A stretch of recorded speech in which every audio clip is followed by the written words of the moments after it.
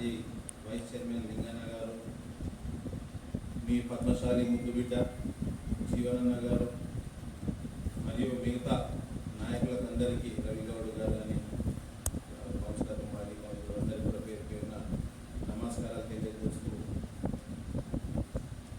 ఏదైతే మీరు చెప్పడం జరిగిందో అన్నగారు చెప్పారు, మోహన్ దాస్ అన్న 2 సంవత్సరాల సమయంలో సంఘం కంప్లీట్ చేయాలని చెప్పి కోరడం జరిగింది.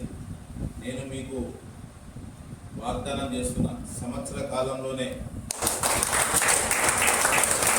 మనం కంప్లీట్ చేసుకుందామని చెప్పి కూడా ఈ సందర్భంగా తెలియజేస్తున్నా. గతంలో ఉన్న నిధులు నాకు తెలిసి అవి నిధులన్నీ కూడా ల్యాప్స్ అయిపోయినాయి. తొందరలోనే 20 నుంచి 25 లక్షల నిధుల్ని సంఘం కోసం కేటాయిస్తానని చెప్పి కూడా అదే రకంగా మీకు ఎటువంటి అక్కడ ఏ అవసరం ఉన్నా సరే తప్పకుండా ఇంకా బాగుంటుందని యొక్క అభిప్రాయం. ఎందుకంటే అదే ఫంక్షన్ హాల్లో మనం సంఘాన్ని నడపవచ్చు, అదే రకంగా ఎవరైనా లేని వాళ్ళు ఉంటారు, వాళ్ళకి పెళ్ళి కూడా మనము చేదోడు వాదువాడుగా ఉంటాం కనుక సంఘాన్ని మనం కంప్లీట్ చేసుకున్నామంటే దానికి ఒక 30 నుంచి 40 లక్షల రూపాయలు మండపానికి నేను ఇస్తానని చెప్పి ఇప్పటివరకు నేను చూడలేదు. పొద్దున చూద్దామంటే కూడా మీ సంఘ సభ్యులందరూ కూడా రండి, మీరు సమయం చెప్పండి, ఈ సంఘానికి అక్కడికి ఫంక్షన్ హాల్ దగ్గరికి వస్తా, ఫస్ట్ ఫంక్షన్ హాల్ చూసి దాని తర్వాత సంఘం దగ్గరికి వెళ్దాం.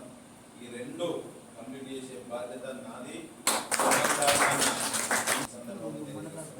అట్లనే ఇందాక ప్రతినిధులు చెప్పినట్టు సునీల కాంగ్రెస్ ప్రభుత్వం ఉంది, మనం ఇప్పటికే నష్టపోయినాం.